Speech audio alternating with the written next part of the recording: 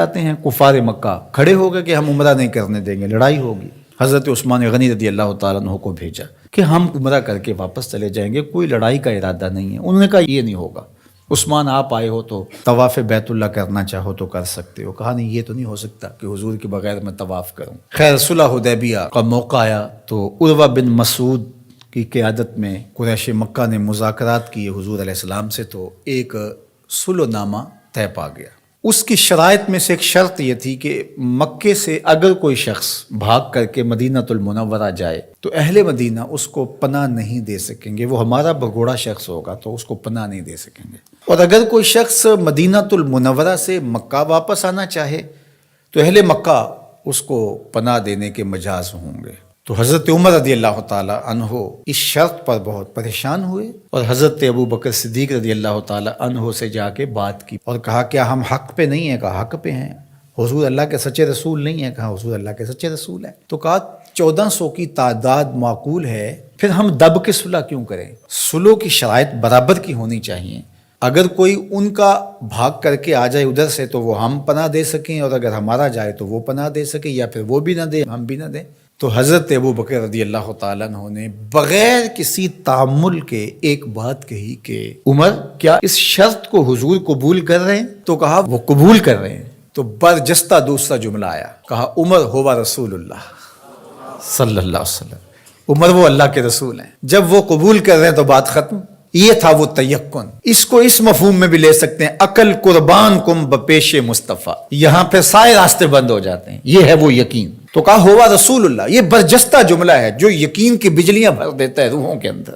یہ کوئی حرج نہیں ہے کہ کسی بھی مسئلہ شرعی اور کسی بھی دینی امر میں آپ لاجک تلاش کر لیں، مل جائے تو اچھی بات ہے، لیکن یہ مزاج بنانا کہ اس کا لاجک کیا ہے، اس کا لاجک کیا ہے۔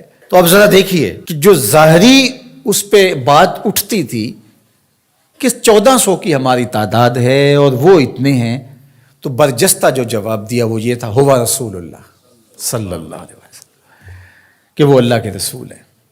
تو حضرت عمر وہیں خاموش ہو گئے۔ آگے چلیے، حضور علیہ السلام کا وصال ہوتا ہے۔ اس سے قبل لشکر اسامہ حضور روانہ کر چکے ہیں۔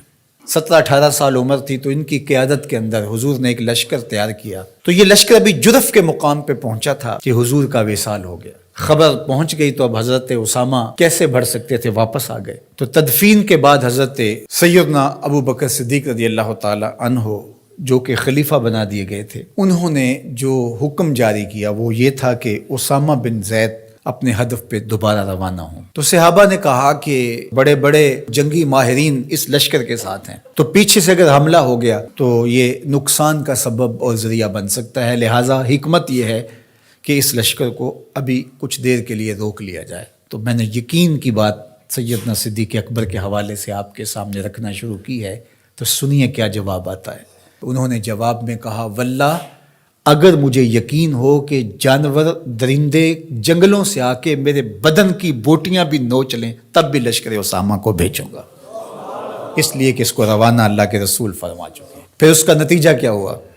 جو قبائل پر تول رہے تھے حضور کے وصال کی وجہ سے، جن کے کچھ حوصلے بڑے تھے، انہوں نے سوچا ان کا کتنا سسٹم مضبوط ہے کہ یہ ان حالات کے اندر بھی لشکر کو روانہ کرنے کی پوزیشن میں ہے، اور جدھر لشکر گیا انہیں یہ خبر پہلے پہنچ گئی کہ حضور علیہ السلام کا وصال ہو گیا، لیکن انہوں نے سوچا کہ ان حالات کے اندر بھی لشکر حملہ آور ہو رہا ہے ہمارے اوپر، تو اس کا مطلب ہے یہ کتنے مضبوط ہو گئے ہوئے ہیں۔ تو لشکر بھی کامیاب اور بامراد مظفر ہو کر کے واپس پلٹا، اور کسی کو مدینہ المنورہ کی طرف میلی آنکھ سے نظر اٹھا کے دیکھنے کی ہمت بھی نہ پڑی۔ یہ سیدنا صدیق اکبر رضی اللہ تعالی عنہ کے یقین کا، اعتماد کا، بھروسے کا، اور حضور علیہ الصلوۃ والسلام کی ذات پر ان کا جو اذعان و یقین تھا اس کا نتیجہ تھا۔ تو یقین کی کائنات کا اگر کسی نے شہنشاہ دیکھنا ہے تو وہ ابو بکر صدیق رضی اللہ تعالی عنہ کو دیکھے۔ ان کی پوری زندگی یقین کی دولتوں سے بھری پڑی ہے، صاحب صدق بھی ہیں، صاحب یقین بھی ہیں۔ یقین کی جس عظمت پر وہ فائز المرام ہیں،